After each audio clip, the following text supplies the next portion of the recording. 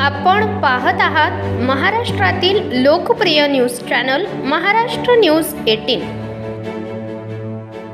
महाराष्ट्र गोंधळी विकास मंडळ अकोलाकडून संत गाडगे महाराज यांची जयंती साजरी।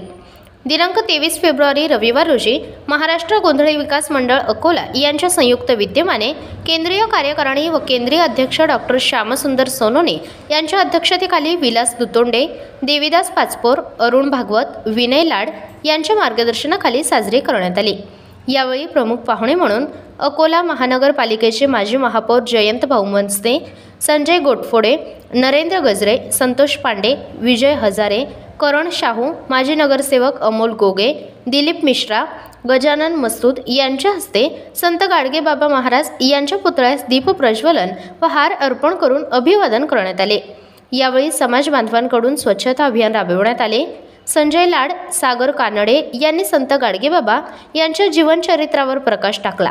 यावेळी कार्यक्रमाला चंद्रकांत महाजन, रामराव सोनारगण, संतोष पाचपोर, जितेंद्र गीते, रामदास गीते, ॲडव्होकेट राजेश माळगण, रवी सातपुते, रमेश अलोट, दीपक दुतोंडे, गोविंद माळगण, संतोष पंचांगे, निलेश गीते, प्रदीप पाचपोर, प्रतीक भागवत, चंदन पंचांगे, अभिजित लाड, गणेश गीते, संतोष कानडे, सुखदेव पेंढारी, सुनेताताई जटाळ, प्रीतीताई डोंगरे, वंदनाताई पाचपोर, राधाताई पवार, रेश्माताई कानडे आदी समाज बांधवांची उपस्थिती होती।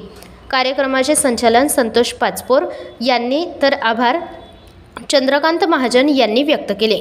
Bureau report Maharashtra news 18 Akola.